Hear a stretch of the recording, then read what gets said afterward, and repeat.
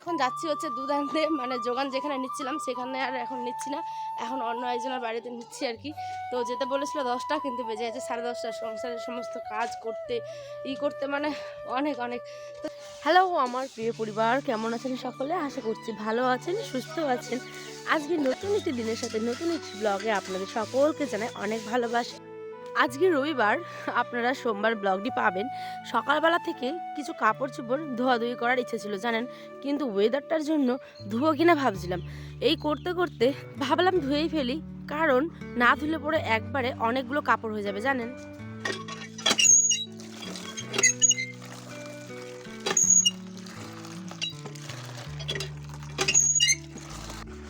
দেখুন, চাইলে তো মোটরের কাজকর্ম করতেই পারে তাই না, কিন্তু আমার বেশি পছন্দ এই টিউবওয়েলটা।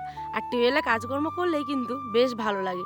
আর সকাল সকালবেলা পাখির কিচিরমিচির আওয়াজ, তার সাথে একটা মনোরম ওয়েদার, আর সাথে কলপার জমে একটা অন্যরকমের আনন্দ। জানি না কার কি হয়, কিন্তু আমার খুব ভালো লাগে জানেন। চলুন, এখানে তো কাপড়গুলো ভিজে দিলাম, কিছুক্ষণ একটু মেতে থাকুক।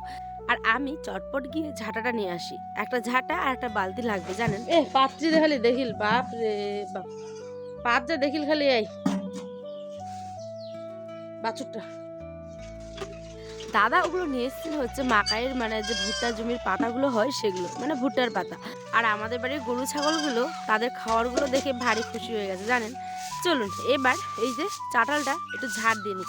যেহেতু কাপড় কাচবো, তাই ভাবলাম একটু মানে না ঝাড় দিলে কেরম বালি কিচকিচ করে অনেক সময়, সেই কারণে ভাবলাম ভালো করে এটাকে ধুয়ে এর মধ্যেখানে কাপড়গুলো ভালো করে কাচা ধোয়া করে যাব ঘরের কাজে জানেন।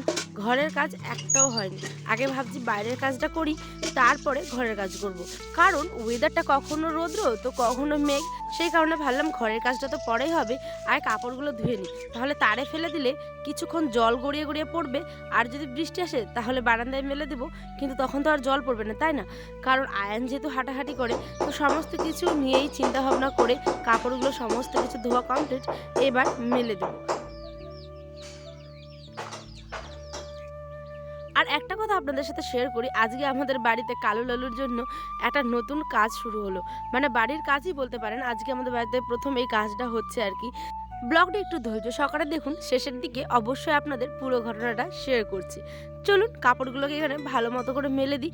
আর এই যে আয়ন সোনার ক্যাথা কম্বলগুলো ভাবছি তুলে রেখে দেবো জানেন, যেহেতু প্রচণ্ড গরম পড়ে গেছে, তাই এগুলোকে ভালো মতো করে কেচে নিলাম। আর লাস্টে কিন্তু একটু ডেটল দিয়েছিলাম, কারণ আয়নের ছোটোবেলা থেকে আমি ম্যাক্সিমাম সমস্ত কিছু কাপড় চোপড়গুলোতেই আমি ও ডেটল দিয়ে থাকি। আর যেহেতু বাচ্চার তো একটু তো ডেটল মানে দিতেই হয় তাই না। সমস্ত কাপড় চোপড় যখন ধোয়া যাবে, এক বালতি জলে একটু ডেটল 2 থেকে 3 ফোঁটা দিয়ে দিই, তারপরে কিন্তু ভালো মতো করে আরেকবার চুবিয়ে ভালো মতো গেলে দিয়ে দিলাম হচ্ছে গিয়ে রোদ্রে। এবার হচ্ছে কি আমার বাসনপত্রগুলো ধোয়ার পালা। এক ডিপ মানে বাসনপত্র হয়েছিল, রাত্রে কিছু মেজেছি, কিন্তু এই যে কিছু রেখে দিয়েছিলাম। যেহেতু রাত্রেবেলা আয়ানের খাওয়ার সময় হয়ে গেছিলো, আর আয়ান প্রচণ্ড কান্নাকাটি মানে ঘুমানোর জন্য করছিল, তাই ভাবলাম চলুন সকালবেলা অর্ধেকগুলো ধুবো। আমি কিন্তু আমার বেশিরভাগ মানে বাসনপত্রই আর কি রাত্রেবেলা ধুয়ে থাকি, ঠিক আছে।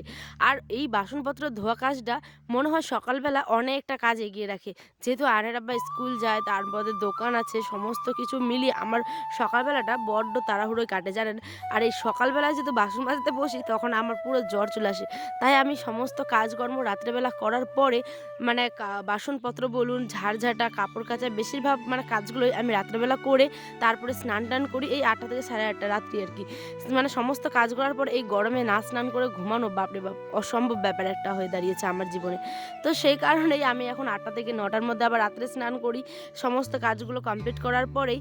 আর এখানে দেখছেন আয়ন সোনা কিন্তু আমার সাথে বসে পড়েছে বাসন মাজতে। তো সে দেখে ওর দাদি ভাগে নিয়ে গেছে। যাই হোক, আপনাদের কার কার এরকম অভ্যাস আছে, মানে একটা ফ্রেশনেস বলে একটা ব্যাপার থাকে, ঠিক আছে, সারাদিনের সেই মানে চিটচিটে ভাব।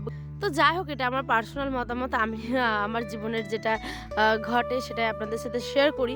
তো কারা কারা এরমটা করেন মানে আমার জানলে অনেক ভালো লাগবে। তো আপনারা অবশ্যই কিন্তু কমেন্টে জানাবেন, ঠিক আছে। তো চলুন, এখানে আমার সমস্ত বাসনপত্র আপনাদের সাথে গল্প করতে করতে ধোয়া হয়ে গেছে। এবার এগুলোকে নিজের জায়গায় রেখে দিই। আর আয়ান সোনাকে দেখছেন আস্তে আস্তে আমার ছোট্ট বাপটা কত বড় হয়ে যাচ্ছে, তাই না? এখন সিঁড়ি বেয়ে ওঠে, তারপরে জানলা বলে, বলে ভাত খাবো, আমাকে দাও, এরমটাও বলে জানেন। এই আদো আদো কথাগুলো একটা মা মানে মায়ের কাছে বিশেষ মানে জীবনের সবথেকে ভালো মুহূর্ত। সত্যি কথা বলতে মানে আল্লাহ তাআলার কাছে অনেক অনেক হাজার হাজার শুকরিয়া।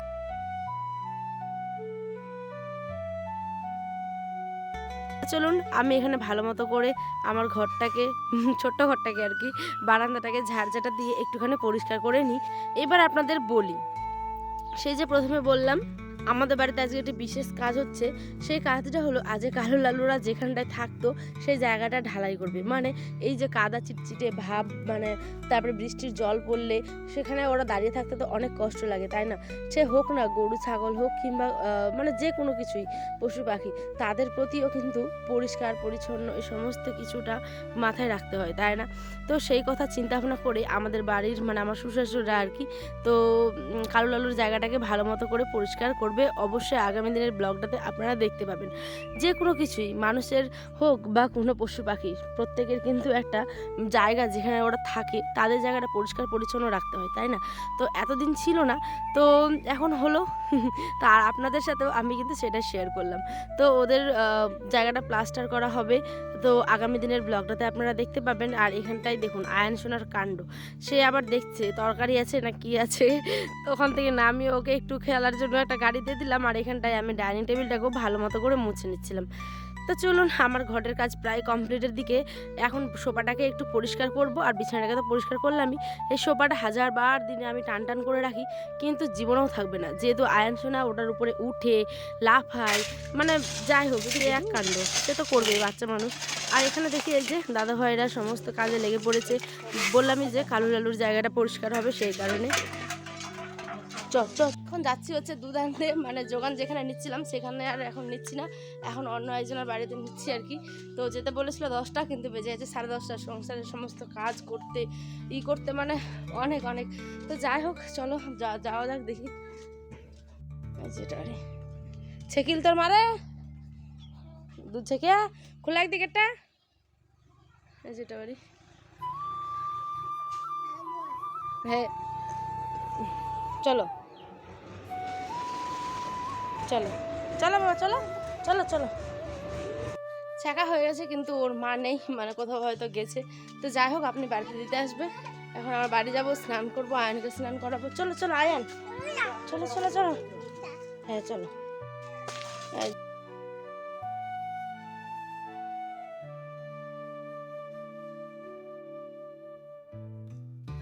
চলো স্নান করে এসে দেখি ওরা কাজে লেগে পড়েছে। মানে আমার শ্বশুর আব্বা, তারপরে হচ্ছে দাদা, বড়দা, মেজদা, তারপরে হচ্ছে গিয়ে আমাদের বাড়ির যে আরেকজন পাশে দাদাভাই কাজ করছিলেন তাকেও ডাকা হয়েছে। আর ওয়েদার আজকে ওয়েদারটা একদম সুন্দর, মেঘলা মেঘলা।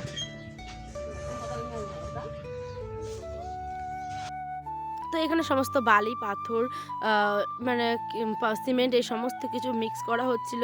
আর আমি কিন্তু এটা প্রথমবার দেখছি যে এরমভাবে ঢালাই করে। সত্যি কথা এর আগে আমি মানে জানতাম না যে এরমভাবে ঢালাই করে। এখানে প্লাস্টিকগুলো বিছিয়ে একটা হাসুয়া বলে আমাদের গ্রামের ভাষায়, হাসুয়া বা কচিয়া এই সমস্ত কিছুতে খানা খানা করে দিচ্ছিলো, মানে ফুটা ফুটা করে দিচ্ছিলো। আর এরমভাবে কিন্তু ঢালাই করছিল। সত্যি দেখে তো আমার অনেক ভালো লাগলো। আপনাদের কেমন লাগলো অবশ্যই কিন্তু কমেন্ট করে জানাতে ভুলবেন না। তো এখানে চলুন আজ এই পর্যন্ত, দেখা হবে অন্য একটি ব্লগে। এরা সমস্ত কিছু কাজকর্ম নিয়ে ব্যস্ত, আর আমিও এখন রান্নাবাড়ি করব। এটা একদম রাতের বেলা রান্না আপনাদের সাথে শেয়ার করছি। এখানে শসা, তারপরে হচ্ছে বাঁধাকপির তরকারি, আর করেছিলাম মুগের ডাল। তো আজ এই পর্যন্ত, দেখা হবে অন্য একটি ব্লগে। সকলে ভালো থাকবেন, সুস্থ থাকবেন, আল্লাহ হাফেজ, আর শুভরাত্রি।